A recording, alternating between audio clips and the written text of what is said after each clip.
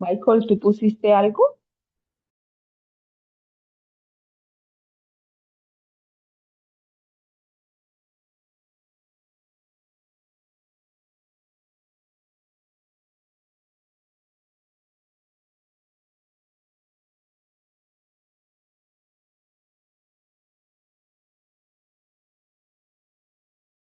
Uno de los postulados de la logoterapia mantiene que la preocupación primordial del hombre no es gozar del placer o evitar el dolor, sino encontrar un sentido a la vida.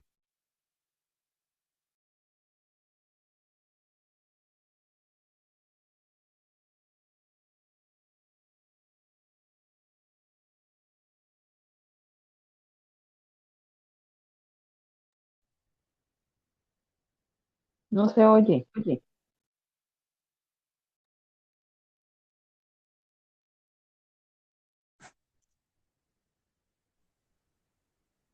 Y en esas condiciones el hombre está dispuesto a aceptar el sufrimiento.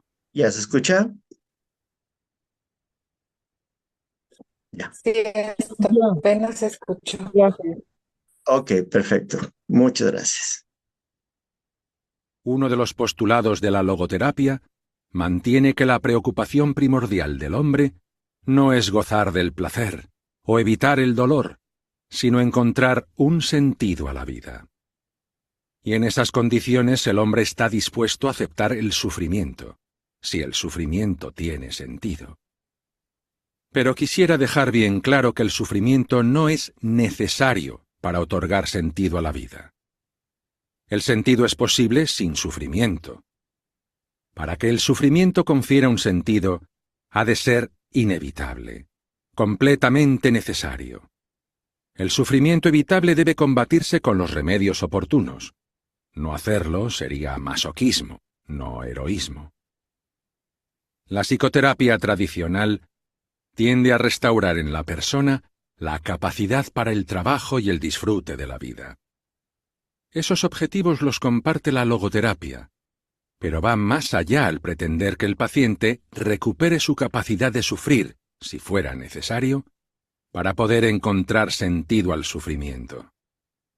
En este contexto, Edith Weiskopf Joelson, profesora de psicología en la Universidad de Georgia, en un artículo sobre logoterapia, defiende que nuestra actual filosofía de la higiene mental insiste en la idea de que las personas deberían ser felices, y por ello a la infelicidad se la ve como un desajuste.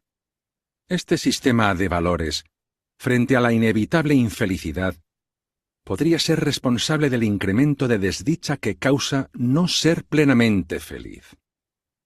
En un artículo posterior, expresaba la esperanza de que la logoterapia logre contribuir a contrarrestar algunas tendencias indeseables en la cultura estadounidense actual, en la que al paciente incurable se le dan pocas oportunidades para sentirse orgulloso de su sufrimiento y considerar que lo ennoblece en vez de degradarlo.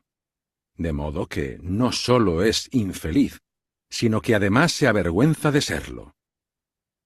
A veces la existencia no nos permite desempeñar el trabajo deseado y disfrutar de la vida, pero nunca nos puede arrebatar el sufrimiento inevitable. Al aceptarlo con entereza, la vida mantiene su sentido hasta el último instante, y lo conserva hasta el final en su sentido más literal. Dicho de otra forma, el sentido de la vida es incondicional, pues incluye también el sentido del sufrimiento ineludible. Traigo ahora a la memoria mi experiencia del campo de concentración. Las posibilidades de sobrevivir en uno de esos campos no superaban la proporción de 1 en 28, como han mostrado las estadísticas. No parecía posible, ni siquiera probable, rescatar el manuscrito de mi primer libro, escondido bajo mi chaqueta al llegar a Auschwitz. Debía aceptar el destino y sobreponerme a la pérdida de mi hijo espiritual.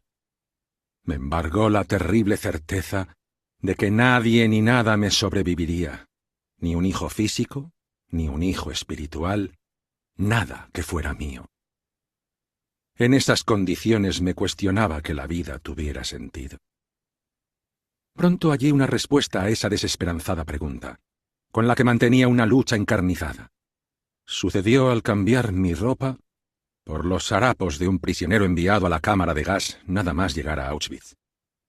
Las páginas de mi manuscrito no podían estar en esa andrajosa chaqueta, pero en un bolsillo había una página arrancada de un libro de oraciones en hebreo que contenía la más sublime oración judía, el Shema Israel.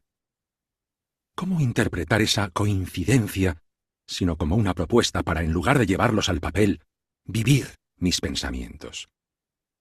Más adelante, según recuerdo, creí que pronto moriría. En esa crítica situación, mis preocupaciones eran distintas a las de mis compañeros. Ellos se preguntaban, ¿sobreviviremos? Si no, este sufrimiento no tiene sentido. Yo me hacía otra pregunta. ¿El sufrimiento y la muerte de tanta gente próxima tiene algún sentido? Tenía que tenerlo, pues en caso contrario, sobrevivir carecería de sentido. La vida que depende del azar no merece ser vivida. Problemas metaclínicos. Con frecuencia creciente, el psiquiatra se ve interpelado con nuevos interrogantes. 3 puntos sobre esa parte para ir participando. Como hay mucha carnita en este libro, cada 15 minutos hacemos la pausa para la reflexión. ¿Qué ver en este capítulo anterior? Porque habla de que no necesariamente se tiene que huir del dolor y llegar al placer, sino que es parte también. Entonces ahí me confunde porque escuchamos mucho que las personas queremos evitar el dolor y movernos al placer. Y cuando hacemos la evaluación de nuestro avatar es cuál es el dolor, a qué placer lo vas a llevar. Entonces, ¿quién me explica? Mike, perdón, me perdí. ¿Puedes repetir la pregunta? Sí, claro que sí. Al principio, a ver, me quedo en la página Problemas Metafísicos 96. Al principio habla de esto. Uno de los postulados de la logoterapia mantiene que la preocupación primordial del hombre no es gozar del placer o evitar del dolor, sino encontrar un sentido a la vida. Punto. Así habla. Pero mucho de lo que escuchamos, por ejemplo, yo creo que de los que estamos aquí, muchos hemos tenido un contacto con algún curso o hemos escuchado que si tienes un cliente que tienes tu avatar, hay que encontrar ese dolor que tiene, saber cuál es ese placer que está buscando y entonces parte de la propuesta. Entonces estamos todavía encasillando en dolor, placer, transitar del dolor al placer. Y entonces, pero dice que no. ¿Quién me explica esa? Es que estoy como confuso, como ese chino japonés que inventó la confusión, así estoy. Ok, ok. Ya entendí la pregunta. Sí, cuando yo iba a un curso de marketing también nos decían eso, ¿no? Encontrar los dolores, las objeciones de tu cliente ideal. Y dado que bien dice, ¿no? Es muy cierto que las personas nos huimos del dolor y nos acercamos al placer, pero al mismo tiempo esos dolores justamente son aquellos que los alejan del placer. Entonces, cuando decimos que encuentra el dolor de tu cliente ideal, eh, efectivamente es aquello que lo está alejando del placer. Ahora, ese placer tiene que ver mucho con el sentido, porque, por ejemplo, ¿no? Analizando mi cliente ideal, yo me dirijo, por ejemplo, a mujeres que están atravesando separaciones, rupturas, ¿no? O que están dentro de una relación, pero que ya no son felices y no saben cómo soltar. Entonces, ese es el dolor que ellas están atravesando. Ellas quieren ser felices, ellas quieren tener una relación ideal, ellas quieren tener una relación estable, ¿no? Pero al mismo tiempo el dolor es que no lo pueden tener. Entonces, ¿cuál es ese sentido? Ese placer que ellos quieren alcanzar, que es el tener una relación estable, tiene que ver con el sentido de vida.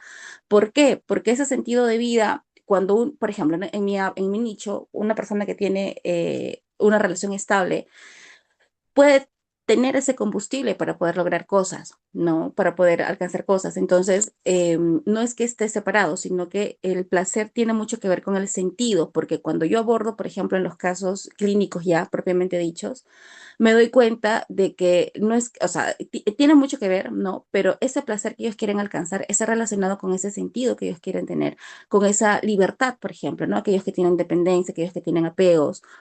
Entonces, me he dado cuenta en la experiencia y en el trabajo también que tiene mucho que ver, ¿no? En marketing, como sabemos, pues es otra área, pero no está desligada, ¿no? No está desligada de la parte de alcanzar los objetivos. Entonces, eh, analizando justo, ¿no? Encontrando o uniendo esas dos áreas, tanto la del marketing como la de psicología, el trabajo terapéutico, pues me he dado con esa conclusión, ¿no? Gracias, Mike. Gracias a ti. Muy bien, Sofía, muchas gracias. Tienes un mérito. Yo no sé si ustedes tenían, pero en la escuela era, ay, participó muy bien en clase, le vamos a dar un cartoncito que dice un mérito de excelencia. Ay, muchas gracias por explicarlo así, está muy bien. No, es que sí es la duda, entonces luego, ¿por qué están hablando de eso? Entonces tendríamos que complementar nuestra oferta con no solo del dolor al placer o de un placer transitorio que es la libertad, en el caso de lo que tú decías, sino como una condicionante, la libertad, para poder entonces plantearse ese sentido de la vida y decir, ok, ya estoy libre, ya no estoy sufrida, ya estoy liberada de esta parte y ahora qué, ¿qué sigue? ¿Cómo le hago? Pues vamos con Sofía a ver lo del Ikigai. ¿Cómo aprendemos todos? Me encanta. Sigamos.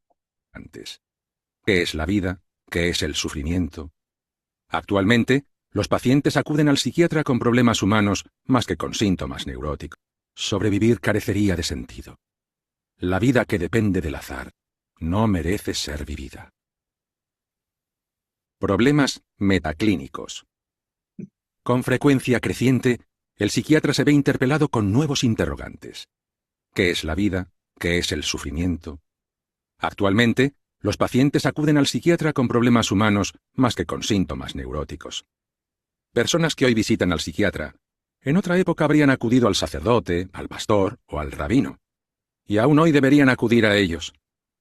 En nuestra cultura, la gente se resiste a ponerse en manos de un eclesiástico, y el médico ha de atender a cuestiones humanas y filosóficas más que a conflictos emocionales o síntomas patológicos.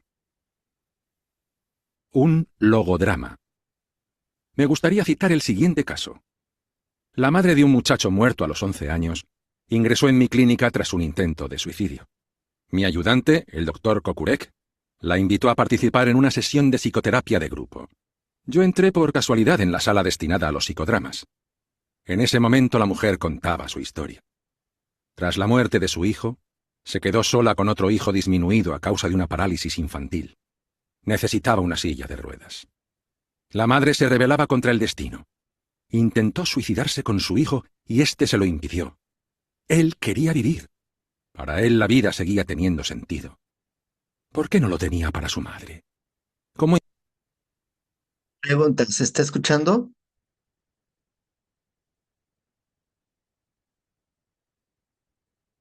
Sí, sí se está escuchando, Mike. Ay, gracias. Sí, perfecto. Ok, gracias. Lili, debe ser tu audio, ¿ok? Y bienvenidas, Sil y Lili. Seguimos. Encontrar el sentido de su vida? ¿Cómo podríamos un logodrama? Me gustaría citar el siguiente caso. La madre de un muchacho muerto a los 11 años ingresó en mi clínica tras un intento de suicidio. Mi ayudante, el doctor Kokurek, la invitó a participar en una sesión de psicoterapia de grupo. Yo entré por casualidad en la sala destinada a los psicodramas. En ese momento la mujer contaba su historia. Tras la muerte de su hijo, se quedó sola con otro hijo disminuido a causa de una parálisis infantil.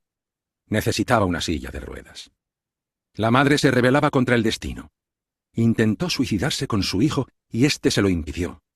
Él quería vivir. Para él la vida seguía teniendo sentido. ¿Por qué no lo tenía para su madre? ¿Cómo encontrar el sentido de su vida?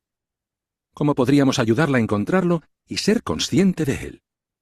Improvisando, participé en el debate. A otra mujer del grupo le pregunté la edad. 30, me contestó. Le repliqué. No, usted no tiene 30, sino 80 años. Está moribunda en su cama y recuerda su pasado. Una vida sin hijos, pero repleta de éxitos económicos y prestigio social. Y la invité a que imaginara cómo se sentiría en esa hipotética situación. ¿Qué pensaría usted? ¿Qué se diría a sí misma? Reproduzco textualmente la grabación magnetofónica de la sesión. Oh, me casé con un millonario y llevé una vida cómoda, llena de lujo, y la viví plenamente. Coqueteé con los hombres y me burlé de ellos, pero ahora tengo 80 años y ningún hijo. Al volver la vista atrás, ya vieja, no comprendo el sentido de todo aquello. Siento que mi vida ha sido un fracaso, un tremendo fracaso. Invité entonces a la madre del muchacho paralítico a que se imaginara a sí misma viendo su vida ya pasada, en una situación semejante a la mujer anterior. Esto es lo que dijo, igualmente grabado. Yo quería tener hijos, y mi deseo se cumplió. Un hijo murió, y el otro, minusválido, había ingresado en una institución benéfica si yo no me hubiera ocupado de él. Aunque está tullido e inválido, es mi hijo, y me he esforzado en que tenga la mejor vida posible. He hecho de mi hijo un ser humano mejor. En ese punto rompió a llorar y continuó entre sollozos. En cuanto a mí, puedo recordar en paz mi pasado. He intentado con todas mis fuerzas cuidar a mi hijo. He actuado lo mejor que he sabido. Lo hice por el bien de mi hijo. Mi vida no ha sido un fracaso. Al contemplar su vida desde la proximidad de la muerte, percibió el sentido que la animaba, la misión que debía realizar, y en ese sentido se incluía el sufrimiento. Por igual motivo, se hizo patente que quizá una vida tan corta como la de su hijo muerto podría ser más plena en alegría y amor, con mayor sentido que una vida mucho más larga. Al cabo de un rato, hice otra pregunta a todo el grupo. Les pregunté si un chimpancé, con el que se había experimentado el suero de la poliomielitis, un animal al que inyectaban continuamente, podría percibir el sentido de su sufrimiento. Unánimemente contestaron que no. El chimpancé no puede entrar en el mundo del hombre, y el mundo del hombre es el único lugar donde se comprende el sufrimiento. Después, formulé las siguientes cuestiones. ¿Y qué hay del hombre? ¿Tienen la seguridad de que lo humano constituye el término de la evolución? ¿No es concebible otra dimensión? ¿Un mundo más allá del mundo del hombre? ¿Un mundo donde la pregunta sobre el sentido del sufrimiento obtenga una respuesta? El suprasentido. Voy a repetir esta parte porque me parece muy completa y volverla a, bueno, a escuchar. Habla sobre el chimpancé, no puede entrar en el mundo del hombre y el mundo del hombre es el único lugar donde se comprende el sufrimiento. Después formulé las siguientes cuestiones. ¿Y qué hay del hombre? ¿Tiene la seguridad de que lo humano constituye el término de la evolución? ¿No es concebible otra dimensión, un mundo más allá del mundo del hombre? Un mundo donde la pregunta sobre el sentido del sufrimiento obtenga una respuesta. Y bueno, suprasentido, seguimos con esto. El sentido último excede, lógicamente, la capacidad intelectual del hombre. En logoterapia se denomina suprasentido. Al hombre no se le exige, como predican los filósofos existencialistas, que soporte lo absurdo de la vida, sino que asuma racionalmente su capacidad para captar la sensatez incondicional de la vida. El logos es más profundo que la lógica. El psiquiatra que vaya más allá del concepto de suprasentido se verá, antes o después, desconcertado por sus pacientes, como me sucedió a mí cuando mi hija de 6 años me preguntó: ¿por qué decimos buen Dios? Hace unas semanas tenía sarampión y el buen Dios te curó, respondí. La niña no quedó satisfecha y replicó: sí, papá, pero no olvides que primero me lo envió. Si un paciente posee una creencia religiosa firmemente arraigada, no hay ninguna objeción en utilizar el efecto terapéutico de sus convicciones. y por consiguiente reforzar así sus recursos espirituales. Para ello el psiquiatra ha de ponerse en el lugar del paciente. Y eso hice cuando me visitó un rabino de Europa Oriental y me contó su historia. Había perdido a su mujer y a sus 6 hijos en la cámara de gas, en el campo de concentración de Auschwitz, y ahora resultaba que su segunda esposa era estéril. Le insinué que la vida no tiene como única finalidad la procreación, porque entonces la vida en sí misma carecería de sentido. Y lo que en sí mismo es insensato no se convierte en sensato por la perpetuación. El rabino examinó mis palabras a la luz de la ortodoxia judía y expresó su desesperación por no tener un hijo que, a la hora de la muerte, pudiera rezarle el Kadish. No me di por vencido. Hice un último intento por ayudarlo y le pregunté si no tenía la esperanza de ver a sus hijos en el cielo. Me contestó con sollozos y lágrimas, y afloró la verdadera causa de su desesperación. Sus hijos, al morir como mártires inocentes, ocuparían los más altos lugares en el cielo, mientras que él, viejo pecador, no podía ni soñar con esos lugares. No lo contradije, pero repliqué: «Y no cabe suponer, rabino, que usted haya sobrevivido precisamente para purificarse con el sufrimiento y hacerse así merecedor de reunirse con ellos en el cielo, aunque no tenga su inocencia. ¿No está escrito en los Salmos que Dios guarda nuestras lágrimas? Tal vez ninguno de sus sufrimientos haya sido en vano». Por primera vez en muchos años, amparado por este punto de vista, el rabino encontró alivio a su sufrimiento. La transitoriedad de la vida. Los hechos que parecen quitarle sentido a la vida incluyen no solo el sufrimiento o la angustia, sino también la muerte. Nunca me cansaré de decir que el único aspecto verdaderamente transitorio de la vida es lo que hay en ella de potencial. Ahora bien, lo potencial, al actualizarse, se hace realidad. Y todo lo real se guarda en el pasado, de donde se lo rescata y se lo preserva de la transitoriedad. Nada del pasado está irremediablemente perdido, sino que se conserva irrevocablemente.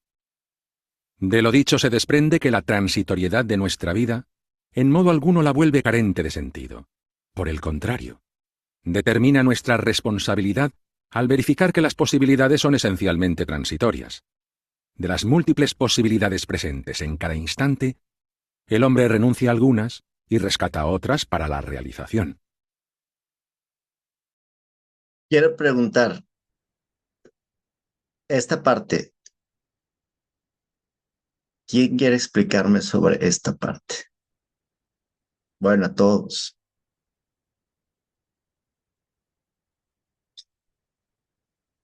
Hola, Yosa. Hola, Lili.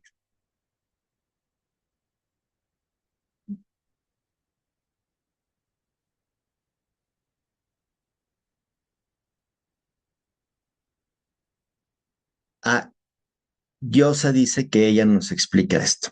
Ok. ¿No? Buen día, me temo que llegué tarde, profe. Pero voy a leer este porque está choncho este párrafo. Dice, los hechos que parecen quitarle sentido a la vida incluyen no solo el sufrimiento o la angustia, sino también la muerte. Están hablando de la transitoriedad de la vida. Y es que sí, describió esta parte muy hegeliana. Nunca me cansaré de decir que el único aspecto verdaderamente transitorio de la vida es lo que hay en ella de potencial. O sea, solo lo que puede ser esa vida es lo transitorio. Ahora bien, lo potencial, al actualizarse, o sea, esa cosa que puede llegar a ser algo, pero que ya llegó a ser esa cosa, se hace realidad. Y todo lo real se guarda en el pasado, de donde se lo rescata y se lo preserva de la transitoriedad. ¿Okay? Nada del pasado está irremediablemente perdido, sino que se convierte irrevocablemente. ¿Okay? Y bueno, de lo dicho se desprende que la transitoriedad de nuestra vida, en modo alguno, la vuelve carente de sentido. Por el contrario, determina nuestra responsabilidad de verificar que las posibilidades son esencialmente transitorias. Es decir, si hay algo que tú puedes ser en la vida, que la vida puede llegar a ser, que puedes tú modificar, esas son esencialmente transitorias, porque pensaría que tenías que cambiarlas, porque son transitorias. Adelante, Yadi. Ay, yo creo que cada quien le va a encontrar una explicación a este punto, porque Sí, uno, la vida nos influye de forma diferente, ¿no? Yo estoy en estos tiempos eh, dándole un poco de revisión a algunos puntos y esto me surgió así. Este, Él comenta cómo esta parte de hacerlo real, esta parte, la cuestión del pasado se hace real, y también habla de la transitoriedad. Este, Creo que a veces sucede que queremos adelantarnos a los hechos. Lo digo por personal. A veces quiero adelantarme a los hechos y entonces darle una explicación a las cosas y una razón y un porqué y una no dónde voy ahí y un sentido de todo en este momento, ¿no? Y a veces surge que no le encuentra sentido. Dices, no, no tiene sentido. Este, Luego, con un poco de espacio y tiempo, las cosas se empiezan a acomodar. Y entonces aquello que no comprendías por qué o cómo, además puede ser sentirse injusto, no está padre, porque así la vida y el mundo y todo lo demás, eh, cobra una nueva perspectiva, una nueva mirada. Entonces aquello que no se pudo observar durante este momento tan difícil o tan complejo donde nuestra parte o nuestro aspecto racional no le daba explicación y no querías ni siquiera verlo o hablar de ello, pudiese tomar un sabor diferente. Ya no es la misma amargura o la misma sensación de dolor. Puede ser un dolor dulce, una amargura, este, una amargura que sabe a vejez o una amargura que sabe a inocencia, no sé, o sea, ya no es el mismo sabor con lo que se vivió en ese momento y empieza a recobrar quizá algo de sentido, como una perspectiva de eh, sucedió, pasó, se aceptó, o sea, se vive porque es la vida, no, no siempre, aunque queramos creer que tenemos el control de todo, no siempre vamos a poder tener el control. A veces dicen que es una ilusión, pero bueno, seguimos en ese punto, ¿no? Pues, suceden cosas y cuando nos damos la pausa de darle esa perspectiva a esas cosas, pues tienen otra mirada, ¿no? Como la señora tenía un poquito, bueno, yo percibí algo de amargura, de desdén, decepción, cosas, ¿no? Que le estaban sucediendo. Y cuando llegan a hacer este ejercicio, no es que haya cambiado su historia, no es que la señora no estuviera todavía en crisis, sino es que no tuviera esta situación difícil con su hijo, ¿no? Y no es que su hijo no hubiera muerto.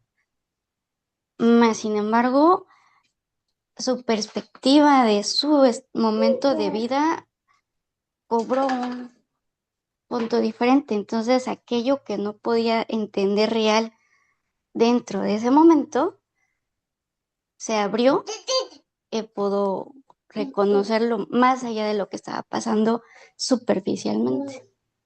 Y no sé si me explico, es por haberlo explicado. Bueno, así es como lo comprendí en este momento. Pero quizá en otro momento vaya a cambiar perspectivas. Ojalá pueda abonar. muchas gracias, Yadi.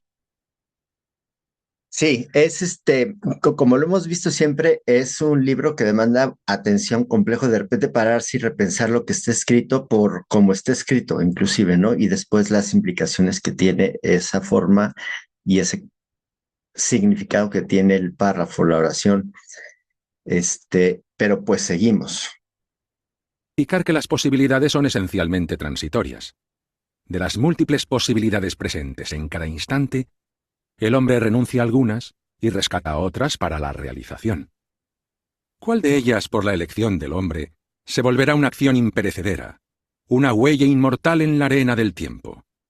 En todo momento el hombre debe decidir, para bien o para mal, cuál será el monumento de su existencia.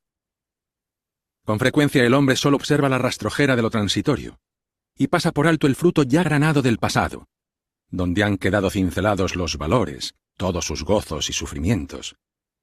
De ahí, el hombre puede recuperar las acciones de su pasado. Nada puede deshacerse y nada puede volverse a hacer. Haber sido es la forma más segura de ser. La logoterapia, consciente de la esencial transitoriedad de la existencia humana, no es pesimista, sino activista. Podríamos explicarlo de la siguiente manera.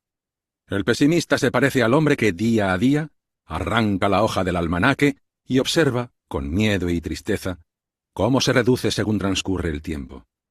La persona activa también arranca las hojas, día a día, pero las va guardando después de escribir unas notas al dorso. Así conserva con orgullo y goce la riqueza que atesoran esas notas, escritas a lo largo de una vida vivida intensamente. ¿Para qué quiere saber que está envejeciendo? ¿Por qué tiene que sentir nostalgia de la juventud perdida? ¿Por qué ha de envidiar a los jóvenes? ¿Por sus posibilidades y el futuro que les espera? No, gracias, dirá. En lugar de posibilidades por hacer, yo cuento con las realidades de mi pasado, mis trabajos, los amores sentidos y regalados, los sufrimientos aceptados con valor. De esos sufrimientos, precisamente, me siento más orgulloso, aunque no susciten ninguna envidia. La logoterapia como técnica. No es posible disipar un miedo real, como el temor a la muerte, con una interpretación psicodinámica. Tampoco se puede curar un temor neurótico, la agorafobia, por ejemplo, con el simple conocimiento filosófico. La logoterapia ha desarrollado una técnica para tratar estos casos. Para comprender la técnica, se necesita entender los mecanismos que impelen a las personas neuróticas. Comencemos por la ansiedad anticipatoria. Lo característico de este temor es provocar en el paciente precisamente aquello que teme. Por ejemplo, una persona teme sonrojarse al entrar en una gran sala abarrotada de gente. Sin la menor duda, se ruborizará al entrar en esa sala. En este contexto, podemos extrapolar el aforismo que dice que el deseo es el padre del pensamiento, y afirmar que el miedo es la madre del suceso. Por irónico que parezca, así como el miedo provoca lo que se teme, la intención excesiva impide realizar lo que se desea. Esta intención excesiva, hiperintención, en logoterapia, se observa sobre todo en casos de neurosis sexual. Cuanto más se empeña un hombre en demostrar su potencia sexual, o una mujer en sentir un orgasmo, menos posibilidades tienen de éxito. El placer es, y así debe seguir siendo, un efecto secundario, y se destruye o malogra si se hace de él un fin en sí mismo. Además de la intención excesiva, como acabamos de describir, también la atención excesiva, hiperreflexión en logoterapia, puede resultar patógena, es decir, causar enfermedades. Con el siguiente informe clínico ilustraré lo que quiero decir. Una joven acudió a mi consulta a causa de su frigidez. Su padre había abusado de ella cuando era una niña. Sin embargo, la historia clínica evidenció que esa traumática experiencia no desencadenó una neurosis sexual. La paciente había leído varios trabajos de divulgación de psicoanálisis y dedujo que necesariamente esa traumática experiencia infantil tenía que acarrearle consecuencias nefastas. Durante años vivió temerosa ante la sexualidad. Esta ansiedad anticipatoria se resolvía tanto en la excesiva intencionalidad de confirmar su feminidad como en la excesiva atención a sí misma, no a su compañero. Esa tensión resultaba suficiente para privarla del placer sexual, ya que para la paciente el orgasmo era un objeto de atención y de intención, no un efecto de la entrega. Tras unas pocas sesiones de logoterapia, la atención e intención excesivas de la paciente sobre su capacidad de experimentar el orgasmo se hicieron derreflexivas, otro término de la logoterapia. Cuando la paciente recodificó su atención hacia el objeto apropiado, su compañero, alcanzaba el orgasmo espontáneamente. La logoterapia fundamenta su técnica denominada intención paradójica en un doble principio. Por un lado, el miedo provoca precisamente aquello que se teme. Por otro, la hiperintención impide la realización del efecto que se desea. Con la intención paradójica se invita al paciente fóbico a realizar precisamente lo que teme, al menos por un momento o por una vez. Recordaré otro caso. Un joven médico me consultó sobre su temor a transpirar. Siempre que tenía miedo a transpirar, la ansiedad anticipatoria era suficiente para precipitar la sudoración. Para cortar este proceso tautológico, aconsejé al paciente que cuando empezara a transpirar, decidiera deliberadamente mostrar a la gente cuánto era capaz de sudar. Una semana más tarde me informó de que había conseguido, al encontrarse frente a personas que desencadenaban su ansiedad anticipatoria, decirse a sí mismo: antes sudaba 1/4 de litro, ahora voy a sudar más de 10. En una sesión de logoterapia, y en una semana, se libró de una fobia sufrida durante años. El lector advertirá que este procedimiento consiste en invertir la actitud del paciente. Su temor se ve reemplazado por un deseo paradójico. Con este tratamiento, el viento se aleja de las velas de la ansiedad.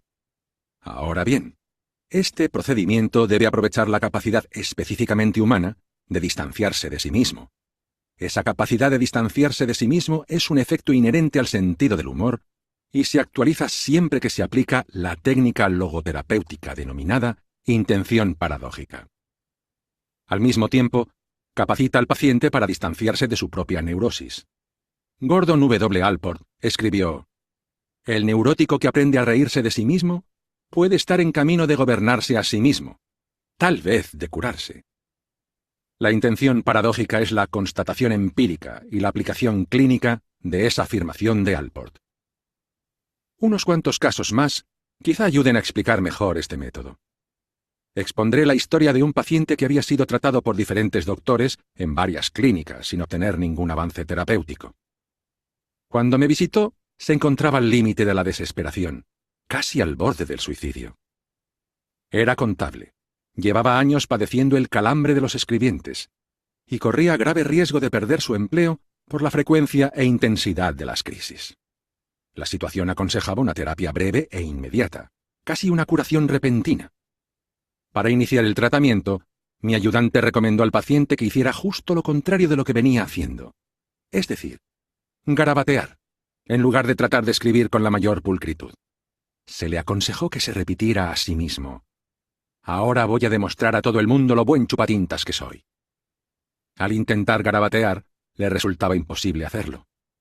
«Intenté hacer garabatos, pero no pude, así de sencillo», nos dijo al día siguiente. En 48 horas remitió el dolor del calambre del escribiente y así continuó en observación después del tratamiento. Hoy es un hombre feliz y trabaja a pleno rendimiento.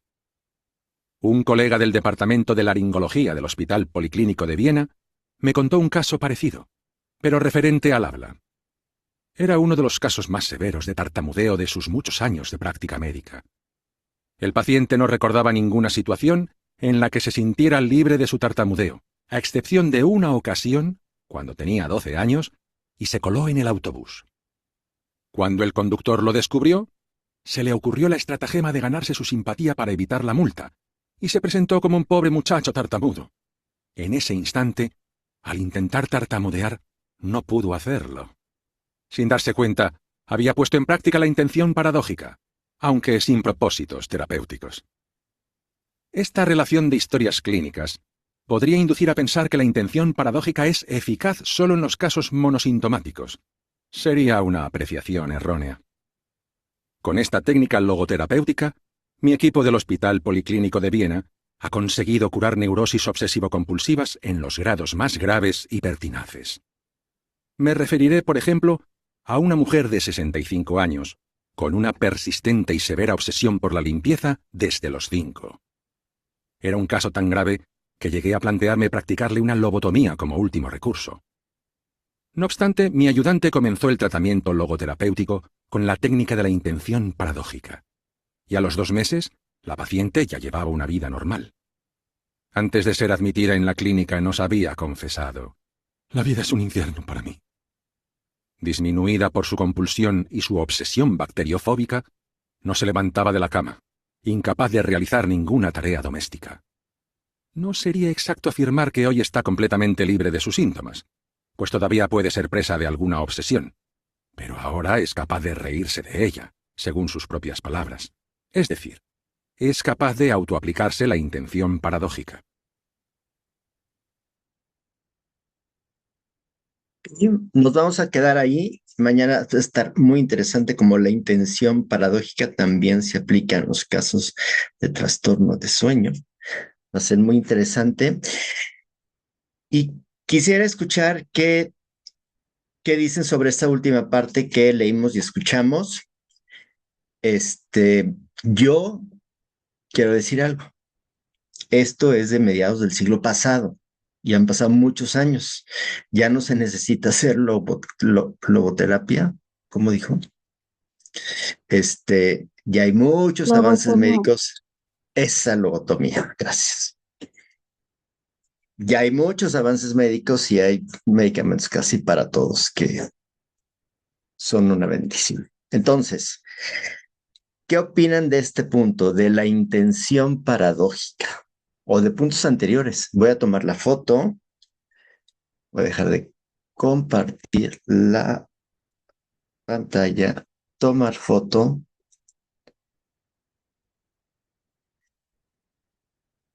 Y primero les voy a decir qué bueno que están aquí. Les vamos a felicitar a Danelia, a Carla, a Susi, a Sofía, a Yadi, a Astrid, Sandra, a Xiaomi. Xiaomi, ¿quién eres?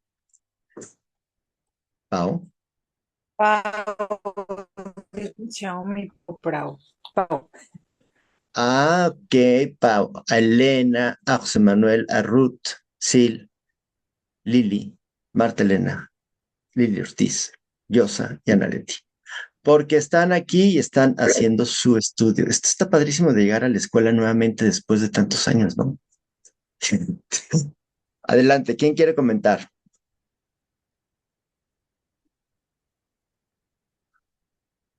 O sea, van a perder el 40% de participación de su calificación.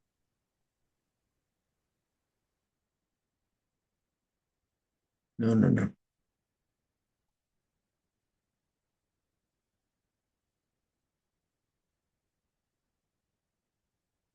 José Manuel, adelante.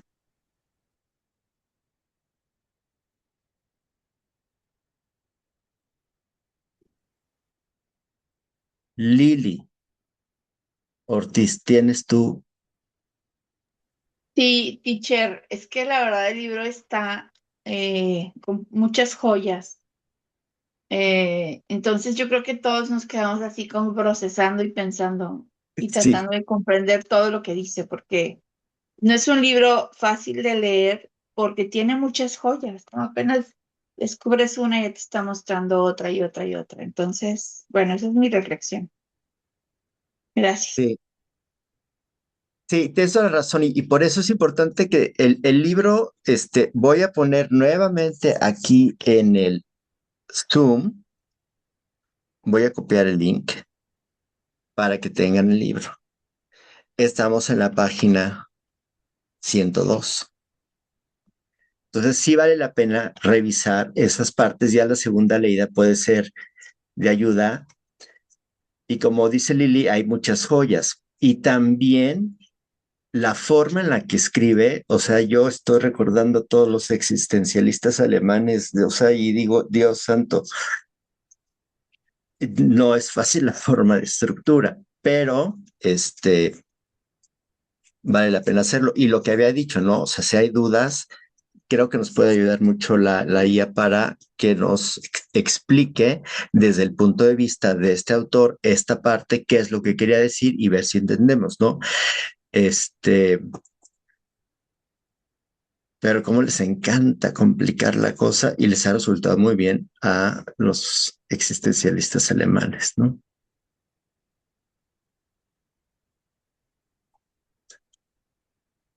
Bueno, Michael, no había participado porque como no estoy escuchando, pues estoy apurado en el trabajo. Así una disculpa, pero sí se ok, escucho. no, no, no, no te apures, no te apures. Solo es la Gracias. invitación. Adelante, Sí, sí. Yadi. ejercitar el músculo del platicar sobre lo que leí. Son varios puntos que creo que son importantes de observar, pero en algo me surgió como muy de lo cotidiano que hacemos, ¿no? Ejemplo, si tienes un dolor, lo que quieras, de cabeza, de rodilla, de patita, de espalda, de lo que tú quieras y mandes, ¿no? Y y cuando estás concentrado en eso y estás, no sé, en la casa y dices, no, no, el dolor ya, no, voy a morir. No, no voy a poder, está insoportable. Y es como la hiperatención. de- Solo estás pensando en eso, en el dolor, dolor, dolor, dolor, dolor, y se siente más dolor. Este, y luego, y luego ocurre que te vas a una fiesta, porque se va a festejar el cumpleaños de fulanito, ¿no? Y ¡pum! El dolor desaparece. ¿A qué no tenías dolor? Ah, sí, no me acordaba, ¿no? O haces alguna otra actividad y el dolor reduce o desaparece. Entonces creo que este sí hay como puntos ahí que son interesantes observar. Y no sé si les ha pasado con sus mamás, sobre todo, con la mía, Santa, quizá, pero me acuerdo mucho de Malcolm y el de en medio. Entonces, Lois utilizaba muchas estrategias. Y una ocasión, no me acuerdo exactamente el caso, pero ellos hacían todo lo contrario que ella les decía. Oye, limpia tu cuarto. Oye, haz esto. Oye, limpia no sé qué. Y no lo hacían. No sé cuándo es una estrategia contraria. Y dijo, necesito que no hagan nada, nada de esto, pero nada de esto. Entonces los niños se opusieron e hicieron la actividad, ¿no? Entonces le chocaba a la mamá porque la mamá les encontraba esos puntos. No sé, tal vez era arreglar el cuarto. Le decían, te voy a pedir que por favor no muevas ni siquiera una camisa del closet. Por favor, no lo hagas, no lo ordenes. Déjalo ahí todo tirado. Entonces ellos se oponían, ¿no? Pero ellos tenían como algo también de oposición a la autoridad. Sin embargo, pues pasa, ¿no? Pasa que a veces sucede lo contrario. Y dices, ¿pero por qué? ¿Por qué cuando te digo que no lo hagas sucede? Entonces, yo creo que estimado Victor Franklin, eh, tuvo una gran oportunidad de observar varias cosas y cuestionarse otras más en ese ambiente o en su estudio también, ¿no?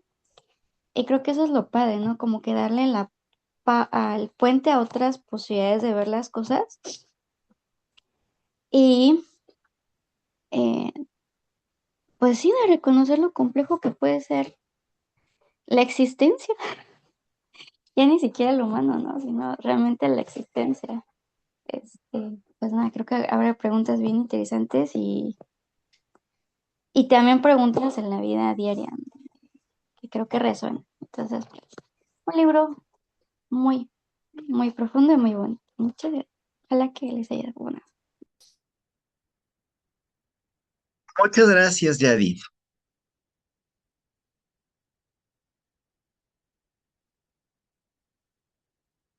Nos quedan unos minutitos ya. Estoy esperando que digan.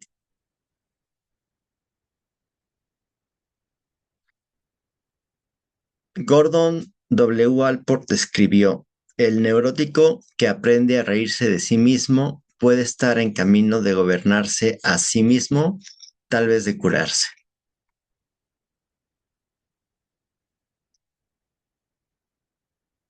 pero podrá. Adelante, Sofía. Yo rescato la parte, no recuerdo exactamente las palabras, pero era algo como que una existencia vivida al azar o por vivir no es realmente vivir, ¿no? Y me quedo con eso porque me creo que es una forma muy, muy interesante, muy logoterapéutica de entender que por más cosas, ¿no? que el ser humano pueda atravesar, pasar, sufrimiento y demás, siempre es necesario encontrar ese propósito a través de ese sufrimiento, ¿no? Me resonó mucho y creo que voy a volver a leer todo lo que hemos leído hoy porque hay muchas cosas, la verdad, que procesar. Gracias. Sí, me gustó esa. Qué bueno que la sacas, o que la traes, la frase, y una vida que se vive con el azar no debería ser vivida, ¿no? O sea, o como no tiene sentido ser vivida, porque pues estás ahí solo recibiendo lo que pasa de la vida y está muy dura, ¿no? Porque si lo haces, si lo expandes a todo lo que dejas que ocurra en la vida de manera aleatoria, la gente con la que te relacionas en el trabajo es aleatorio porque tú no la seleccionaste, sino te la seleccionaron como compañero del trabajo, pero pues ahí está, y ni modo, está esa parte en alrededor tuyo y tú no tuviste decisión en esa parte. Entonces, ¿cuánto puedes estirar para que las cosas ocurran de acuerdo a la voluntad que tú tienes o quieres que se presenten en tu entorno para darle todo el sentido a tu vida? Bueno, 6:59, no, 7:59, es que mi compu no sirve la hora. 7:59 de la mañana, hoy lunes 9 de febrero. Que tengan muy buen día, muy buen negocio. Acuérdense de sonreír, paz y de cachar sus momentos wow del día. Bueno, pues nos Muchas vemos. gracias, vos. Nos vemos. Gracias, buen Chao. día. Bye, bye. Buen día, feliz semana. Bye. Ya. Adiós, Analeti.